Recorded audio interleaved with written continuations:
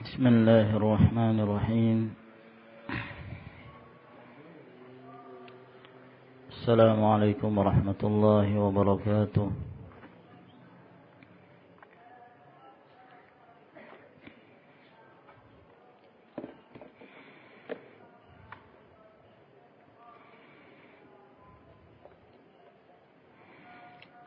إن الحمد لله نحمده ونستعينه ونستغفره ونعوذ بالله من شرور أنفسنا ومن سيئات أعمالنا. من يهده الله فلا مضل له ومن يضلل فلا هادي له. وأشهد أن لا إله إلا الله وحده لا شريك له. وأشهد أن محمدا عبده ورسوله. وصلى الله عليه وعلى آله وأصحابه وسلم تسليما كثيرا. أما بعد، معاشر المسلمين أعزنا الله وإياكم. Kita lanjutkan kembali pembacaan kita dari kitab Syarhun Nuniyah yang menjelaskan tentang Awsaful Jannah, sifat-sifat tempat yang kekal yang dipersiapkan bagi kaum yang bertakwa kepada Allah Subhanahu wa ta'ala. Pada pertemuan sebelumnya kita telah sampai kepada pembahasan kunci untuk membuka pintu surga. Bahwa di sana ada kunci yang harus dipersiapkan oleh setiap manusia apabila mereka hendak masuki surga.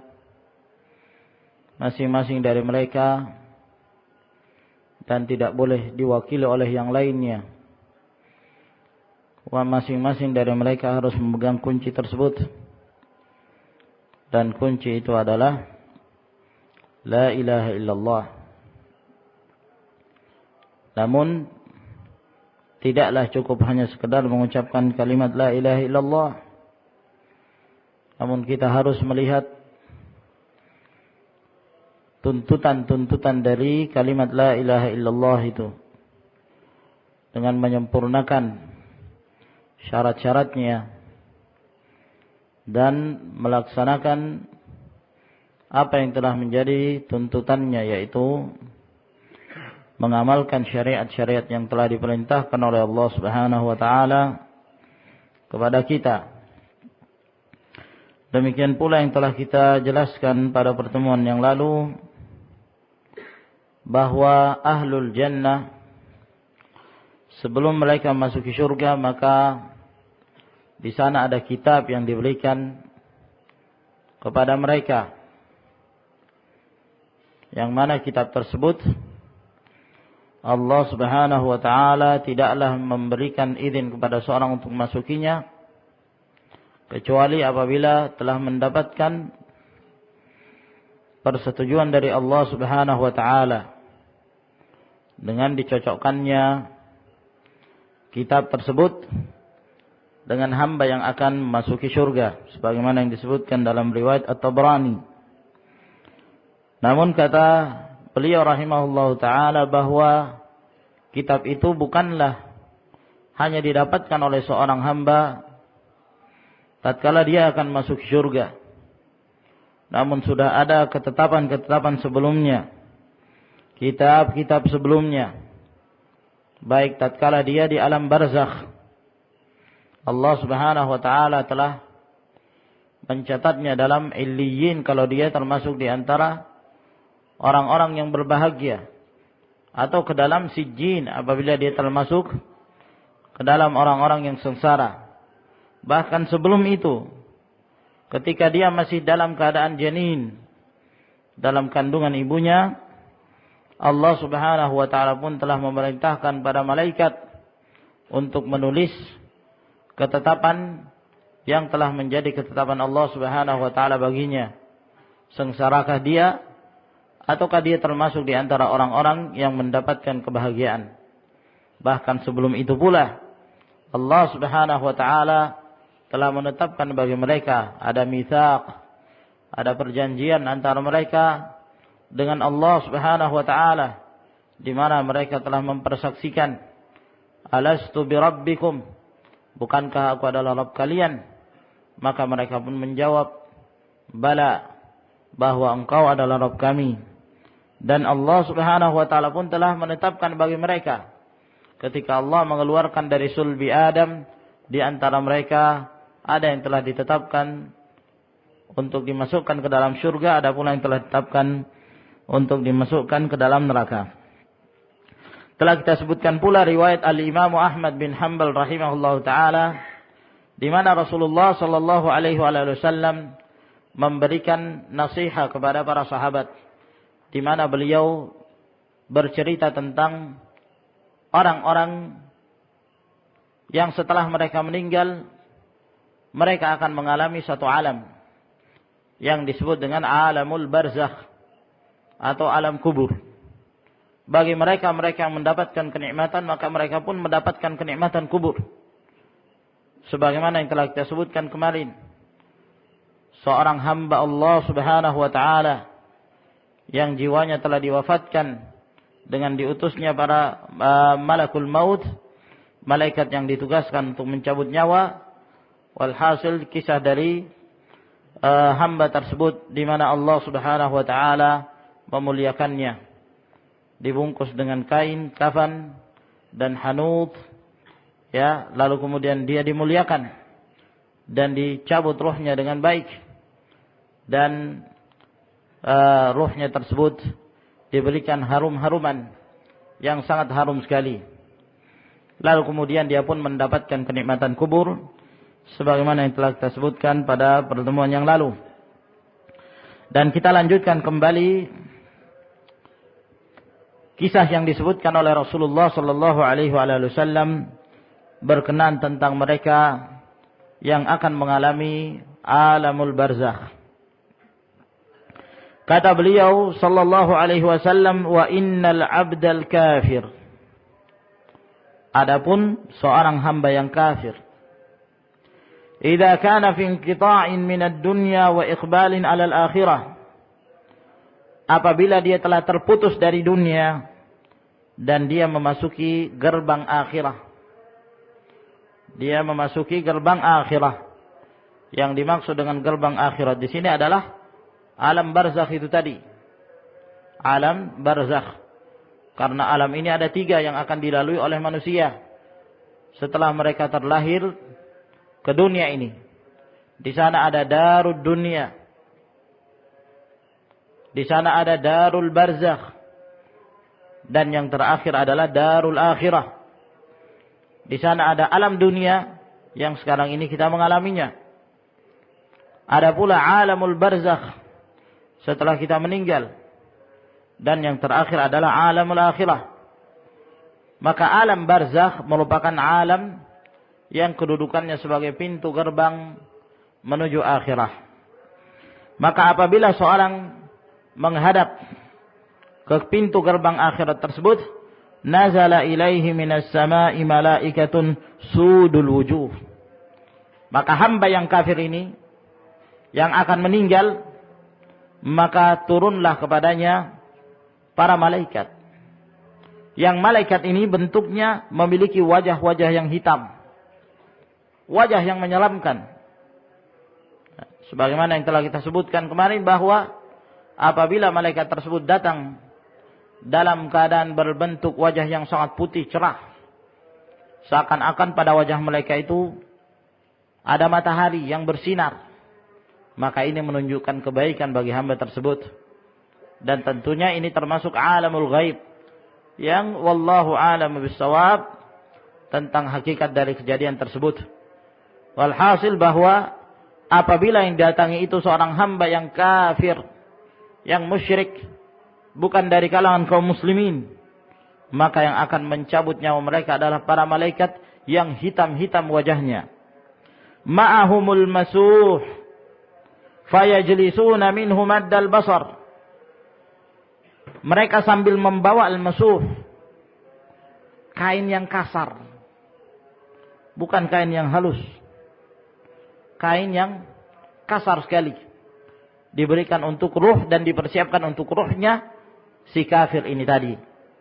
Lalu mereka pun duduk darinya sejauh mata memandang. Thumma yaji'u malakul maut hatta yajlisa 'inda ra'sihi fayaqul. Lalu setelah itu datanglah malakul maut, malaikat yang akan mencabut nyawanya. Lalu dia pun duduk di sisi kepala dari si kafir itu tadi. Fayaqulu, lalu dia pun mengatakan, ayyatuhan nafsul khabithah, ukhruji ila sakhatin minallahi wa ghadab. Wahai jiwa yang jelek, wahai jiwa yang buruk, keluarlah kamu. Keluarlah kamu menuju kepada kemurkaan dari Allah subhanahu wa ta'ala dan kemarahannya. Qala fatughraqu fi jasadihi fayantazi'uha kama yuntaza'u as-saffudu minas sufil mablul. Maka setelah malakul maut ini memerintahkan kepada ruhnya si kafir ini untuk keluar menuju kepada kemurkaan Allah subhanahu wa ta'ala dan kemarahannya, maka ruh ini tadi ditenggelamkan ke jasadnya. Jadi dipaksa untuk dimasukkan ke dalam jasadnya lagi.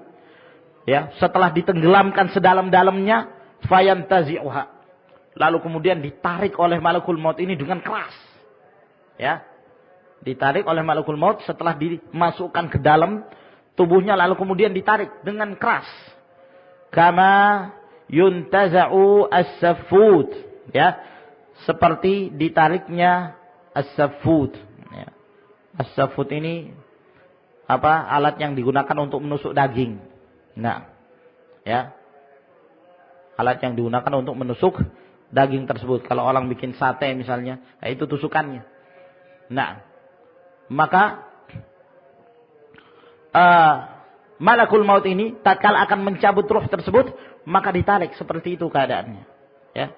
Atau ibaratnya seperti tombak, ya, yang di depannya itu ada bentuknya seperti anak panah. Ketika ditarik akan mengeluarkan dan akan menghamburkan dagingnya. Waliyadzubillah.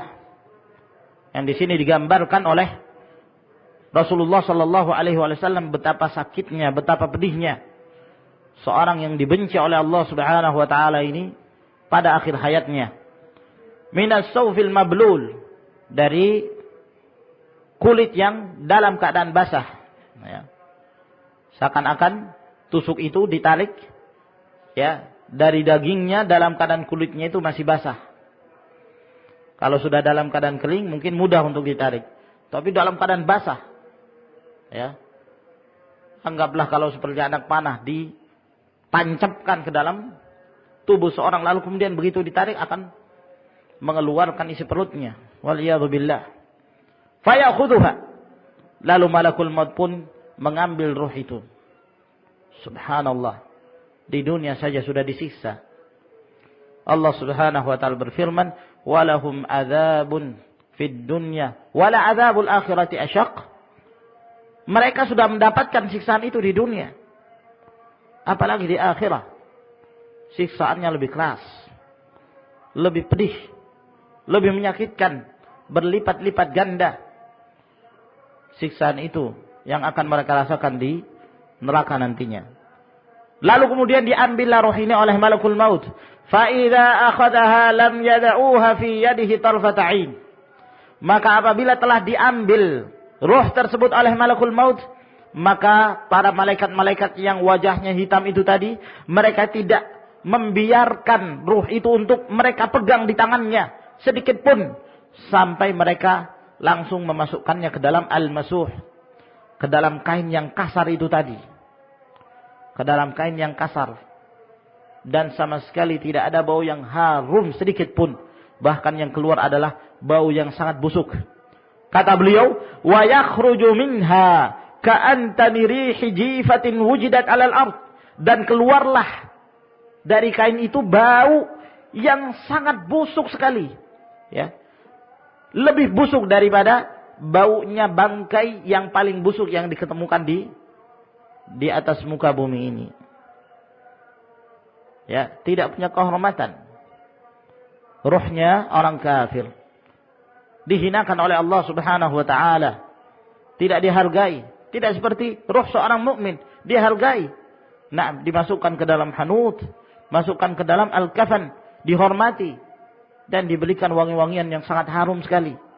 Sehingga setiap para malaikat itu membawa dari satu langit ke langit yang berikutnya, maka mereka selalu bertanya-tanya, "Ma hadzal ruhut thayyib?" Apa ini? Ruh yang sangat harum sekali. Akan tetapi keadaan orang yang kafir waliyadzubillah, penderitaan sebelum mereka merasakan siksaan yang paling pedih ketika mereka akan dilemparkan ke dalam neraka. Fayas'aduna biha, maka para malaikat ini pun membawa roh tersebut. Fala yamurruna biha ala mala'in minal malaikah illa qalu ma hadzal ruhul khabith. Maka tidaklah mereka melewati satu kelompok dari malaikat, melainkan malaikat tersebut selalu bertanya, ada apa ini? Ruh yang sangat busuk ini. Dari mana? Ini milik siapa ini? Ruhnya siapa ini? Fayaqulun, maka mereka yang membawa ruh ini tadi, mereka pun menjawab, Fulan ibnu Fulan. Ini ruhnya si Fulan bin Fulan ini. Bi'aqbahi asma'ihi allati kana yusamma biha fid dunya. Maka mereka akan memberi nama dengan namanya yang paling buruk. Ya, yang pernah dia diberi nama ketika di dunia ini. Dengan nama yang paling buruk. Berbeda dengan rohnya seorang mukmin dengan nama yang paling baik. Oh, ini rohnya si Fulan, Fulan bin Fulan. Nah, dengan kebaikan roh itu, maka akan terangkat pula roh keluarganya, roh orang tuanya. Oh, ini Fulan bin Fulan. Nah, akan membawa nama harum. Akan tetapi kalau rohnya kafir, musyrik, na'am, maka yang disebut adalah nama yang paling jelek. Fulan bin Fulan, diikutkan lagi nama orang tuanya, sehingga membuat jelek, ya, nama orang tuanya tersebut. Hatta yantahiya ila sama'id dunya, sampailah ruh ini ke langit dunia, belum sempat sampai ke atas, ya. Kalau rohnya seorang mukmin sampai ke tingkatan langit yang di atasnya Allah Subhanahu wa taala. Namun rohnya si kafir ini baru sampai ke langit dunia. Fayustaftahu lahu fala yuftahu lahu. Lalu kemudian minta dibukakan untuk menuju ke langit yang berikutnya, tapi tidak dibukakan. Ya, tidak diberikan izin untuk terus naik ke atas langit, tingkatan demi tingkatan, tidak. Begitu dia sampai ke langit dunia, sudah itulah batasan dia. Tidak akan naik lagi ke atas. Karena Allah Subhanahu wa taala telah memurkainya dan marah terhadap ruh tersebut. Fala yuftahu lahu, maka tidak dibukakan baginya pintu langit tersebut. Tsumma qara'a Rasulullah sallallahu alaihi wasallam, lalu kemudian Rasulullah sallallahu alaihi wasallam membaca firman Allah yang terdapat dalam suratul A'raf ayat 40. La tufattahu lahum abwabus sama', tidaklah dibukakan bagi mereka pintu-pintu langit. Wala yadkhulunal jannah hatta yalijal jamalu fi sammil khiyat. Dan mereka tidak akan masuk ke dalam surga sampai seekor unta bisa masuk ke lubang jarum. Sampai seekor unta bisa masuk ke lubang jarum, baru mereka bisa masuk ke dalam surga. Kapan itu? Kapan seekor unta bisa masuk ke lubang jarum? Ya, tidak mungkin. Nah, mustahil. Maksudnya dia tidak akan masuk ke dalam surga. Disebabkan karena rohnya yang kafir musyrik. Wal'iyadhu billah. Nas'alullah azza wa jal as-salamah. Fayaqulullahu azza wa jal, maka Allah subhanahu wa ta'ala pun berfirman, Uktubu kitabahu fi sijjin fil ardi sufla. Tulis nama dia di dalam as-sijjin. Menunjukkan kesengsaraan. Di bumi yang paling bawah. Ya. Jadi kalau rohnya orang kafir itu direndahkan serendah-rendahnya. Sebagaimana tempat nasibnya nanti di hari kiamat kelak. Ya, di bawah bumi, paling dasar. Itulah neraka. Wa tutrahu ruhuhu tarha, dan dilemparkan, ya, dicampakkan rohnya begitu saja. Tidak diperhatikan, tidak ada kehormatan bagi rohnya orang-orang kafir. Tsumma qara'a Rasulullah sallallahu alaihi wasallam. Kemudian setelah itu Rasulullah sallallahu alaihi wasallam membaca firman Allah dalam surah Al-Hajj ayat 31. Wa may yusyrik billah faka'annama kharra minas sama' fatakhtafuhu at-tayru aw tahwi bihi ar-rihu fi makanin sahiq. Barang siapa yang menyekutukan Allah, maka seakan-akan dia itu jatuh dari langit. Binasa. Jatuh dari langit. Nah. Ketika dia jatuh dari langit, dilemparkan begitu saja, dicampakkan rohnya, lalu disambar oleh burung. Ya. Ataukah dia akan dilemparkan oleh angin, lalu kemudian dilemparkan dan dibawa ke tempat yang sangat jauh sekali. Yakni hina. Tidak ada kehormatan. Tidak ada yang memperdulikan. Nah, kebinasaan. Itu sebelum mereka merasakan siksaan akhir, waliyadzubillah. Siksaan di dunia, siksaan di alam barzakh, siksaan demi siksaan. Setelah dia mati, penderitaan. Di atas penderitaan terus menerus demikian. Allah Subhanahu wa taala berfirman tentang Firaun dan para pengikutnya, "An-naru yu'raduna 'alaiha ghuduwan wa 'ashiyya. Wa yauma taqumu as-sa'ah adkhilu 'ala fir'auna asyaddal 'adzab." Neraka terus diperlihatkan mereka. Ya. Melihat neraka sekali saja sudah dalam keadaan ngeri sekali. Penderitaan. Ini diperlihatkan pagi sore terus. Setiap hari dihadapkan pada mereka di alam kuburnya mereka. Sampai sekarang ini Firaun dan para pengikutnya terus mereka merasakan siksaan itu di alam barzakh. Ketika tegak hari kiamat nanti lebih pedih lagi siksaannya. Lemparkan mereka ke dalam neraka, waliyadzubillah. Fatu'adu ruhuhu fi jasadi. Lalu kemudian dikembalikan rohnya si kafir itu tadi ke dalam jasadnya. Wa ya'tihi malakan. Lalu kemudian dua malaikat pun mendatangnya. Fayujlisanihi fayaqulani lah. Lalu mendudukkannya dan keduanya bertanya kepada dia, "Man rabbuk?" Siapa Rabbmu? Fayaqul, maka dia menjawab, "Ha la adri." Saya tidak tahu. Ditanya, "Man rabbuk?" Saya tidak tahu. Gak bisa menjawab. Jangan terfikirkan oleh kita, ikhwan, bahwa gampang kalau cuma ditanya "Man rabbuk", pertanyaan TK. Gampang ini jawabannya. Rabbi Allah, Nabi Muhammad, dinil Islam. Tapi permasalahannya, ikhwan, permasalahan amalan. Seseorang mudah dan sulitnya dia akan menjawab pertanyaan tersebut tergantung dari amalan salehnya. Dari amalan salehnya dia. Apabila dia kafir, dia tidak akan bisa menjawab. Walaupun dia menghafalnya 1000 kali. Seperti dia membaca surah Al-Fatihah misalnya. Tapi kalau dia kafir, keluar dari Islam, murtad, waliyadzubillah, maka dia tidak akan mampu. Dia akan selalu mengatakan, ha la adri. Aduh, saya tidak tahu. Saya tidak tahu.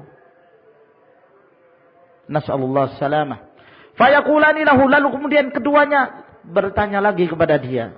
Ma hadzal rajulul ladzi bu'itsa fikum? Siapa laki-laki yang diutus di tengah-tengah kalian? Fayaqulu ha la adri. Dia lagi-lagi mengatakan, aduh saya tidak tahu. Fayunadi munadi minas sama'. Maka terdengarlah teriakan dari langit. An kadzaba abdi, menyatakan telah dusta hambaku. Fa'afrishuhu minan nar, maka bentangkan dia dari neraka. Waftahu lahu baban ilan nar, dan bukakan baginya pintu menuju neraka. Ini akan diperlihatkan terus. Di alam barzah dia akan melihat di mana nasibnya nanti dari neraka itu, waliyadzubillah. Fayatihi min harriha wa sumumiha wa yadhiqu alaihi qadruhu hatta takhtalifa adla'uh. Ya. Maka datanglah panasnya dan racunnya. Neraka itu akan mendatangi kuburannya, tempat di mana dia tinggal di situ. Dan akan disempitkan kuburannya sampai hancur tulang belulangnya, tulang rusuknya hancur semua. Karena dihimpit kuburan itu. Ya. Lah tapi kenapa ada kuburan orang kafir tetap saja sehat-sehat saja di laboratorium? Nah, mungkin ada yang mengatakan seperti itu. Ikhwani fiddin azakumullah, sekali lagi kita mengatakan bahwa alam barzakh itu adalah alam yang sama sekali tertutup bagi kita. Kita tidak mengetahuinya sama sekali. Itu alam gaib, alam tersendiri. Ya. Yang di luar pengetahuan kita. Kapan kita mengetahui? Setelah kita mati. Kita akan mengalami alam tersebut. Nah, seseorang tetap mendapatkan kenikmatan kubur walaupun secara zahir kita melihat dia berada di kuburannya dengan ukuran yang sesuai dengan tubuhnya. Dan seseorang akan tetap merasakan siksaan kubur, azabul qabr, walaupun dia ditempatkan di tempat yang enak, ya, yang ber-AC ataukah di laboratorium atau tempat peti jenazah. Dalam keadaan kita melihat jenazahnya biasa-biasa saja. Permasalahan-permasalahan gaib, ya, di luar dari kemampuan kita untuk mengetahuinya. Sebagai contoh saja, ya, untuk membuktikan akan kebenaran itu, dan kita sebagai seorang muslim tentunya wajib beriman pada perkara-perkara yang gaib. Namun sebagai contoh, sebagai pendekatan untuk meyakini hal tersebut, kita di dunia ini terkadang kita tidur dan bermimpi, ya kan? Coba, di antara kita ada yang bermimpi enak, ada yang bermimpi menakutkan, ya. Kadang-kadang dia bermimpi dikejar oleh makhluk yang sangat menyeramkan, hitam misalnya. Ya, dalam keadaan dia ketakutan sekali dalam mimpinya, padahal dia tetap di pembaringannya, ya kan? Dia di atas tempat tidurnya, mungkin dia tidur di ruangan yang ber-AC, Masya Allah nikmat dengan istrinya. Dalam keadaan dia merasakan ketakutan yang sangat, ya, didatangi oleh makhluk-makhluk yang mengerikan, kepalanya dipentungi, dalam keadaan dia merasakan kesakitan, ya kan? Padahal nggak ada yang mukul dia. Dia tetap di atas pembaringannya. Nah, tidak ada yang mukuli dia, tapi dia merasakan sakit. Dan itu kita semua merasakan itu, ya, iya kan? Demikian pula sebaliknya, seorang terkadang merasakan kenikmatan saat mimpi. Ya, di hadapannya ada, Masya Allah, makanan yang sangat lezat, makanan yang enak misalnya, buah-buahan. Kita makan, rasanya enak sekali kalau dalam mimpi itu.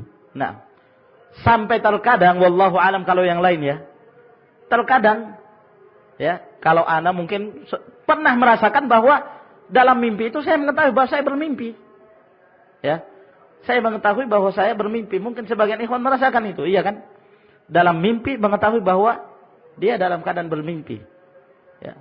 Dalam keadaan dia diberikan kenikmatan. Di hadapannya berbagai macam makanan dan minuman. Dia merasakan kelezatan yang sangat sekali. Ya, sempat terfikir, wah, mudah-mudahan ini saya bisa membawanya ke alam sadar. Ya. Mudah-mudahan saya bisa membawanya ke alam sadar. Dipegang semua makanan itu. Nah, ternyata setelah bangun dari tidurnya nggak ada sama sekali. Nah, ya, hampa. Walhasil ya ikhwan, bahwa ini dirasakan kenikmatan, kengerian, ketakutan, perasaan sakit, dipukul. Itu dirasakan. Dan itu alam tersendiri. Kalau ini saja kita meyakini akan adanya itu, kenapa kita tidak meyakini adanya siksaan kubur bagi orang-orang kafir dan kenikmatan kubur bagi kaum mukminin? Nah, hatta takhtalifa adla'u, sampai hancur tulang rusuknya. Wa ya'tihi rajulun qabihul wajhi, qabihul thiyabi, muntinur rih. Lalu kemudian dia pun didatangi oleh seorang laki-laki yang buruk wajahnya, buruk pakaiannya, dan sangat bau, sangat busuk yang keluar dari tubuhnya. Fayaqulu lah, lalu kemudian dia pun mengatakan kepada orang yang disiksa itu tadi, si kafir itu tadi, abshir billadhi yasu'uk, bergembiralah dengan sesuatu yang engkau rasakan dari kejelekan. Hadza yaumuka alladhi kunta tu'ad, inilah harimu yang kamu dahulu janjikan, kamu akan mendapatinya. Fayaqulu man anta, lalu si kafir ini bertanya, siapa kamu? Fawajhukal wajhul ladzi yaji'u bisyarr, wajah kamu wajah yang mendatangkan kejelekan. Fayaqul ana amalukal khabith. Maka berkata orang ini, saya adalah amalanmu yang buruk. Itulah temannya dia nanti di alam barzakh waliyadzubillah. Fayaqulu rabbi la tuqimis sa'ah. Maka berkata si kafir ini, ya Allah, jangan engkau tegakkan hari kiamat. Di saat itu saya sudah menderita, apalagi kalau hari kiamat. Ketakutan dia akan merasakan siksaan yang lebih pedih. Jauh lebih pedih daripada yang dia rasakan di alam barzakh tersebut. Wa rawahu Abu Dawud bitulihi binahwi, dan juga diriwayatkan oleh Abu Dawud dengan panjang lebar seperti hadis yang diriwayatkan oleh Al-Imam Ahmad ini. Fahadha huwa tauqi'u wal mansyurul awal. Maka inilah tauqi' atau ketetapan kitab yang Allah Subhanahu wa taala tetapkan bagi hambanya, yang sengsara dalam sijjin, yang bahagia dalam illiyin. Wa ammal mansyurul tsani fa huwa ma dzakarna min hadits at-Tabrani. Adapun kitab yang kedua, yaitu yang telah kita sebutkan tadi dalam hadis at-Tabrani, yaitu di saat seseorang akan memasuki surga Allah Subhanahu wa taala. Faslun, pasal yang berikutnya, fi sufufi ahlil jannah. Penjelasan tentang berbarisnya penduduk surga. Berapa baris mereka? Ya. Berapa shaf di mana mereka akan memasuki surga. Maka di sini akan disebutkan beberapa riwayat yang datang dari Rasulullah sallallahu alaihi wasallam tentang jumlah saf-safnya penduduk surga. Rawal Imam Ahmad wa Tirmidzi bi isnadin sahihin an Buraidah bin al-Hasib qala Rasulullah sallallahu alaihi wasallam. Telah diriwayatkan oleh Imam Ahmad, At-Tirmidzi dengan sanad yang sahih dari Buraidah bin al-Hasib.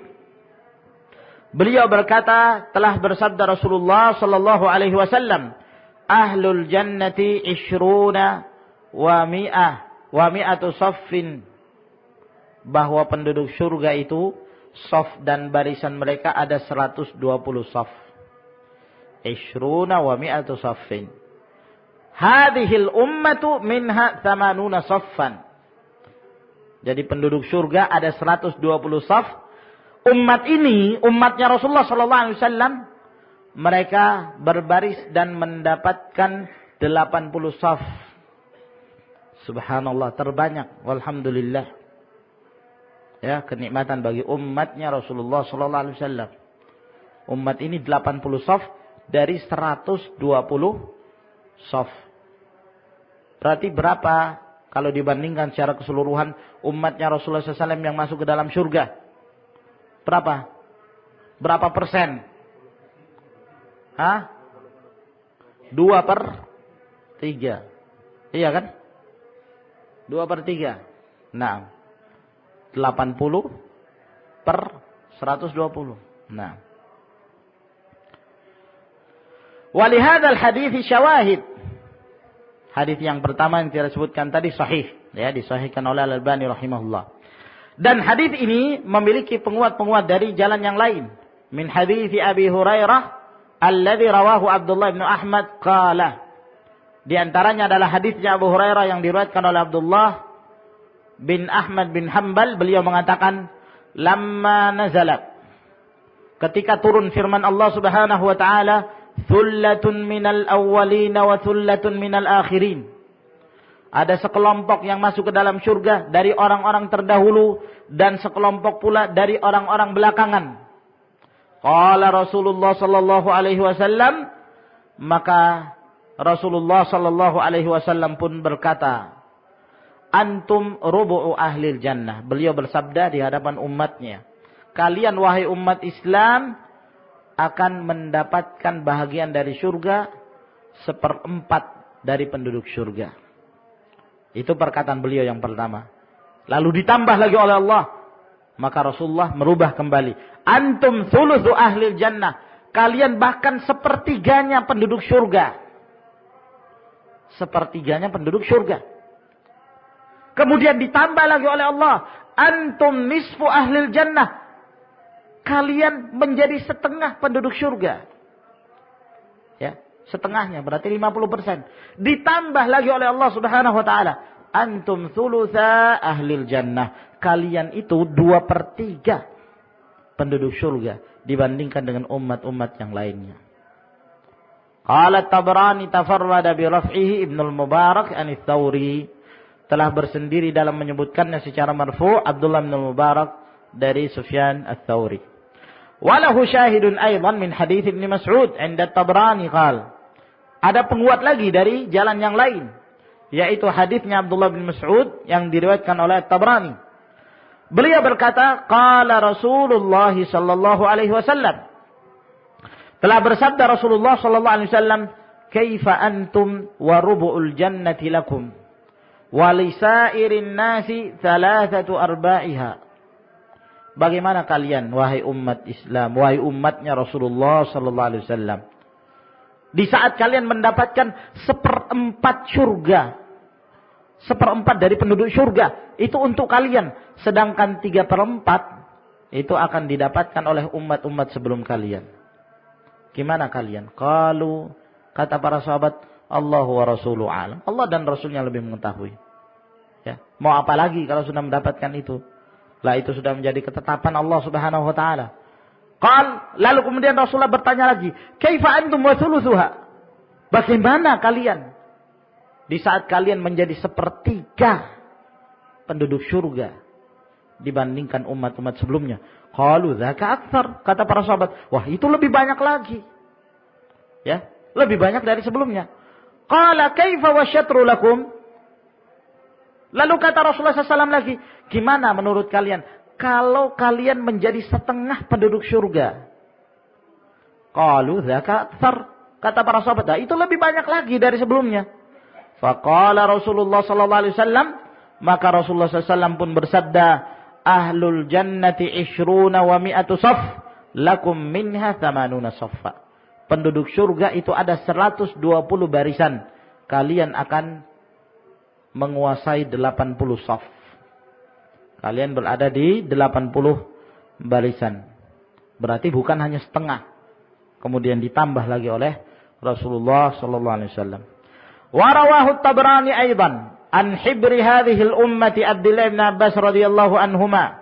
Juga diriwayatkan oleh Tabrani seperti ini dari Abdullah bin Abbas radhiyallahu anhuma. Namun dalam sanadnya ada seorang perawi yang bernama Khalid bin Yazid Al-Bajali dan perawi ini dibicarakan. Wa warada fi sahihain min hadits Abdullah bin Mas'ud qala Rasulullah sallallahu alaihi wasallam. Dan disebutkan pula dalam riwayat Bukhari dan Muslim dari hadis Abdullah bin Mas'ud, beliau berkata, telah bersabda Rasulullah sallallahu alaihi wasallam, "Amatarlauna an takunu rubu'a ahlil jannah?" Apakah kalian ridha di saat kalian menjadi 1/4 penduduk surga? Fakabbarna, kami pun bertakbir mendengarkan itu. 1/4, alhamdulillah. Ya. Tsumma qala, lalu kata Rasulullah SAW lagi, "Amatarlauna an takunu thulutsa ahlil jannah?" Apakah kalian tidak ridha untuk kalian menjadi 1/3 dari penduduk surga? Fakabbarna, kami bertakbir lagi, ya, menunjukkan rasa bangga dan syukur kepada Allah Subhanahu wa taala. Tsumma qala, kemudian Rasulullah SAW mengatakan, "Inni la arju an takunu syatra ahlil jannah." Sesungguhnya aku mengharapkan kalian menjadi setengahnya penduduk surga. Ini harapan Rasulullah SAW. Namun ternyata yang menjadi kenyataan adalah umat ini lebih dari setengah.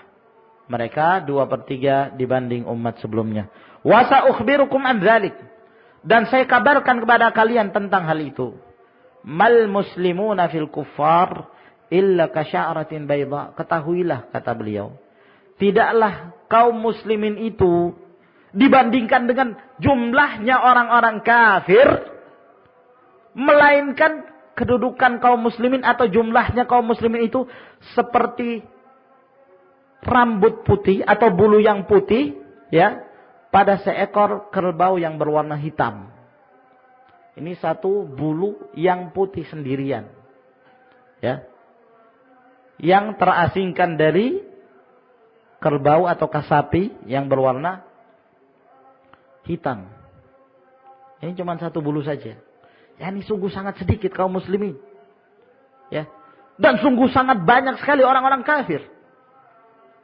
Nah, menunjukkan kafiran sebelum diutusnya Rasulullah SAW masih lebih banyak lagi. Nah, au kasyaratin bayda fi thawrin abyad, atau sebaliknya, kedudukannya kaum muslimin itu seperti rambut sehelai rambut atau sehelai bulu yang berwarna hitam pada seekor sapi yang berwarna putih. Ya. Seluruhnya itu satu badannya semua orang-orang kafir, sedangkan sehelai rambut itulah muslim. Ya. Menunjukkan sedikitnya, minoritasnya. Wa in tuti aktsara man fil ardi yudilluka an sabilillah. Jika kalian mengikuti mayoritas dari manusia ini, mereka akan menyesatkan kalian dari jalan Allah Subhanahu wa taala. Wala tanafi baina hadzal hadits wa baina ma sabaqa min kaunihim thulutsa ahlil jannah. Dan tidak ada pertentangan antara hadis ini dengan hadis yang sebelumnya, bahwa kedudukan atau jumlah penduduk atau jumlah kaum muslim yang akan masuk ke dalam surga itu 2/3 dibandingkan umat-umat sebelumnya.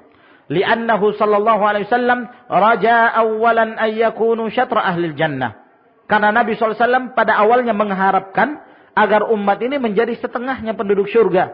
Fa'atahu Allahu subhanahu raja'ah, maka Allah memberikan harapan yang diinginkan oleh Nabi SAW. Wa zada alaihi sudusan akhar, namun ditambah lagi oleh Allah 1/6 berikutnya.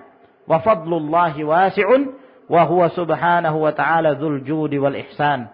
Dan keutamaan Allah itu sangat luas sekali. Allah Subhanahu wa ta'ala Maha dermawan dan maha memiliki berbagai macam kebaikan. Faslun fi sifati awwali zumratin tadkhulul jannah. Pasal yang berikutnya, sifat kelompok yang pertama yang akan memasuki surga. Bagaimana keadaan mereka? Ya, ini penting untuk kita ketahui. Ya. Sebagai targhib untuk mendorong kita. Semoga Allah Subhanahu wa taala masukkan kita di antara mereka. Jaa fi sahihaini min hadithi Hammam bin Munabbih an Abi Hurairah radhiyallahu anhu qala. Telah disebutkan dalam riwayat Bukhari dan Muslim dari hadits Hammam bin Munabbih dari Abu Hurairah radhiyallahu anhu berkata, qala Rasulullah sallallahu alaihi wasallam. Telah bersabda Rasulullah sallallahu alaihi wasallam, awwalu zumratin talijul jannata, kelompok yang pertama yang masuk ke dalam surga, suratuhum ala suwaril qamar lailatal badr. Wajah-wajah mereka itu seperti bulan di malam bulan purnama.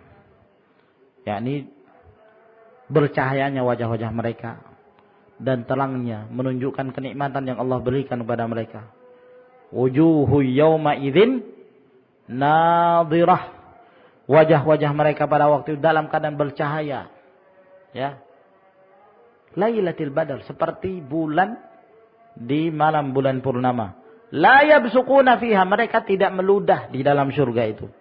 Jadi enggak ada ludah, enggak ada lagi seperti sekarang tuh, ada.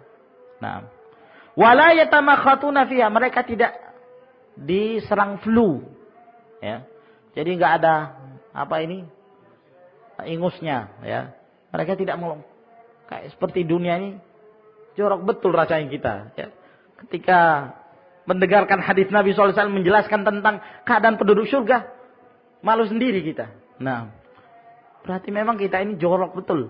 Nah, penuh dengan kotoran gitu, dari ujung rambut sampai ujung kaki semua ada kotorannya. Di rambutnya ada ketombenya, ya. Sampai di kaki ada tai kukunya.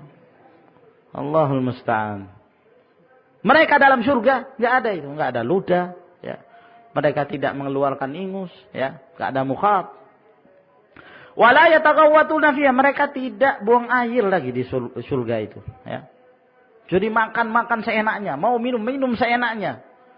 Mau bergaul dengan bidadari, bergaul seenaknya. Karena mereka diberikan kekuatan 100 laki-laki. Satu laki-laki kekuatannya dalam surga, ya, itu menjadi 100 kali lipatnya laki-laki. Nah, subhanallah. Power yang besar yang Allah Subhanahu wa taala berikan kepada mereka, kenikmatan. Nah, mereka makan. Apa yang mereka inginkan ada. Wa fiha ma tashtahihil anfus wa taladzul a'yun. Dalam surga itu apa saja yang diinginkan oleh diri kita. Ya, dan lezat di pandangan mata. Nah, di dalam riwayat Ibnu Abi Dunya yang dihasankan oleh Al-Albani rahimahullah, ya, Rasulullah sallallahu alaihi wasallam menjelaskan kalau seorang itu hendak minum, ya, bukan karena kehausan, hanya untuk mencari kenikmatan semata. Jadi dia berangan-angan untuk minum.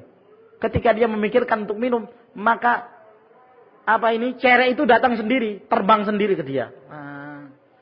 Ya, tinggal terus dituangkan, ada yang menuangkan sendiri terus, ya, terus masuk sendiri ke mulutnya, minum, ya, dengan penuh kenikmatan.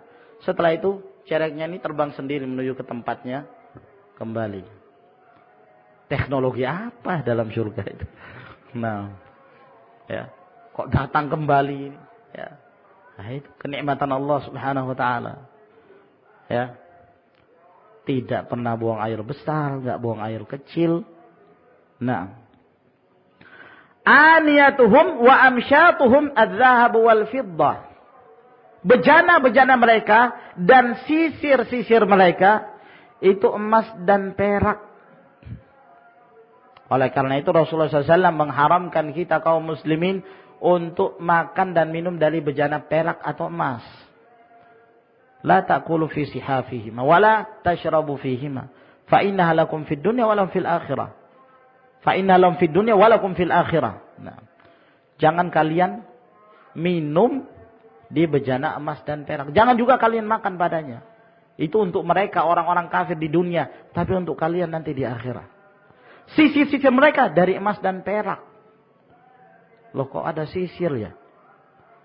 Apa rambut pada waktu itu acak-acakan kok sampai kita diberikan sisir oleh Allah Subhanahu Wa Taala? Bukan semata-mata kenikmatan, ya. Makan dan minum bukan karena kelaparan, bukan karena kehausan, semata-mata kenikmatan. Nah, yang Allah Subhanahu Wa Taala berikan. Wa majamiruhum al-aluwatu. Ya. Dan majamir dari majmarah, bukhar, dupa. Apa itu? Yang biasanya dibakar itu kalau, ya, kalau dibilang kemenyan kok kayak dukun gitu. Nah, ya, bukhar. Nah, itu namanya mabkhar. Nah, sesuatu yang digunakan untuk mengharumkan ruangan, ya, dan yang semisalnya. Nah, itu dari al-aluwah. Al-aluwah itu sejenis kayu yang digunakan untuk mengharumkan. Nah, kalau seperti di Indonesia namanya apa, ikhwan? Kayu apa itu? Gaharu, ya. Wallahu a'lam apakah itu yang dimaksud. Nah, yang jelas apa-apa yang kita sebutkan di sini, ikhwan, makan, minum, meja dan seterusnya, tidak tergambarkan oleh kita hakikatnya yang terjadi di dalam surga. Hanya saja Allah Subhanahu Wa Taala, ya, memberikan kepada kita apa-apa yang dalam surga seperti apa-apa yang ada di dunia dalam hal nama. Namanya sama, tapi hakikatnya berbeda. Dalam surga ada buah-buahan. Apa sih yang kita inginkan? Ya, dalam surga ada susu, dalam surga ada khamr, dalam surga ada air, tapi berbeda. Apa yang kita akan dapatin dalam surga dengan sesuatu yang kita dapatkan di dunia. Warashhuhum al-misk. Keringat mereka itu baunya bau misik. Parfum yang sangat harum sekali. Ya, minyak kasturi kata orang. Nah, sangat harum sekali. Nah, itulah hasil dari yang mereka makan. Jadi kalau mereka makan, mereka enggak buang air. Tidak ada buang hajat di sana. Yang enggak ada WC dalam surga itu. Ya. Lah terus kemana itu? Makanan kemana? Berubah menjadi keringat dan keringat itu menjadi harum sekali. Jadi misik. Nah, walikulli wahidin minhum zaujatan. Dan masing-masing dari setiap mereka masing-masing poligami.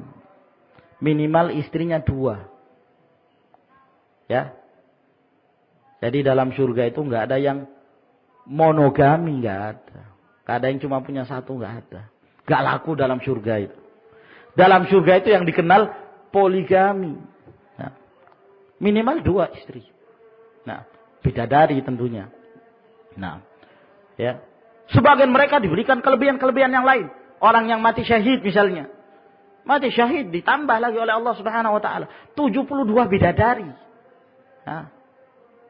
Nah, 72 bidadari. Satu aja sudah subhanallah. Mabuk kepayang kita. Apalagi kalau 72. Yang satu pijitin kaki, yang satu pijitin tangan. Nah, sampai puas antum. Nah, subhanallah ya. Mudah-mudahan kita termasuk di antara ahlu syurga. Nah, ya. Kalau istri kita soleh, akan menjadi teman kita, akan menjadi bidadari pula. Bidadari yang lebih cantik. Ya. Jadi kalau bidadari itu berasal dari kampung dunia, menuju ke akhirat, itu lebih cantik daripada bidadari lokalan. Yang memang sudah aslinya dalam syurga. Beda. Ya. Kalau di dunia lebih cantik mereka kalau dimasukkan ke dalam surga. Kenapa? Karena ketika mereka di dunia ada taklif, ada beban. Dengan itu dia taat, menjadi seorang wanita muslimah yang taat. Taat kepada Allah, taat kepada suaminya. Menjalankan perintah Allah Subhanahu wa ta'ala. Sehingga Allah cintai dia dan Allah meridhai dia dan Allah masukkan dia ke dalam surga. Dia menjadi bidadari yang jauh lebih cantik daripada bidadari lokal. Nah, ya, mereka ini datang dari jauh, dari kampung dunia. Subhanallah. Sehingga dia berbangga dengan itu. Dikumpulkan kembali dengan suaminya. Apabila mereka semua saleh. Nah, jannatu adnin yadkhulunaha wa man salaha min abaihim wa azwajihim wa dzurriyyatihim. Surga Aden itu mereka akan masukinya bersama dengan orang-orang yang saleh dari ayah-ayah mereka, dari istri-istri mereka, dari keturunan mereka. Dikumpulkan lagi oleh Allah Subhanahu wa ta'ala. Tapi coba kalau istri durhaka, istri bermaksiat, tidak taat kepada suami, marah bidadari yang ada di akhirat. Dalam hadis yang diriwayatkan oleh Tirmidzi, hadis Mu'adz bin Jabal, kata Rasulullah sallallahu alaihi wasallam, ya, la tu'dhi imra'atun zawjaha. Tidaklah seorang istri itu membikin marah suaminya, mengganggu suaminya, illa qalat zaujatuhu allati fis sama', melainkan akan berkata istrinya si laki-laki ini, kalau dia termasuk di antara penduduk surga, maka akan berkata istri yang ada di langit sana, yaitu bidadari, la tu'zi, hai wanita, jangan kamu sakiti dia. Marah bidadarinya, nah, jangan kamu sakiti dia. Fa innama huwa dakhil, sesungguhnya itu hanya sementara bagi kamu. Yushiku ayyufariqaki ilaina, sebentar lagi dia akan berpisah denganmu dan dia akan kembali kepadaku. Berbangga bidadari, marah dengan perbuatan wanita yang suka bermaksiat pada suaminya itu tadi. Ya, yang suka mengganggu suami. Maka ikhwani fid din azakumullah, ini suatu kenikmatan yang Allah Subhanahu wa taala berikan. Nah, hadis ini juga dijadikan dalil oleh Abu Hurairah radhiyallahu taala anhu bahwa jumlah wanita di dalam neraka, di dalam surga itu lebih banyak, ya. Sebagaimana jumlah penduduk terbanyak yang di dalam neraka wanita, ya, karena disebut oleh Nabi SAW, di dalam surga juga jumlah penduduk yang terbanyak adalah wanita juga. Nah, karena kenapa? Setiap laki-laki pasti memiliki 2, itu minimal. Minimal 2. Nah, berarti minimal 2 kali lipat. Ya. Sebagian mereka ada yang 1 orang 72. Subhanallah. Ya, berarti ini menunjukkan bahwa jumlah para wanita dalam surga pun lebih banyak daripada laki-laki. Yura mukhusaqihima min wara'il lahmi minal husni, yang kelihatan, ya, sum-sum, ya, yang ada di betisnya itu, yang ada di belakang dagingnya, disebabkan karena sangat cantiknya bidadari itu. Tahu sum-sum, ya?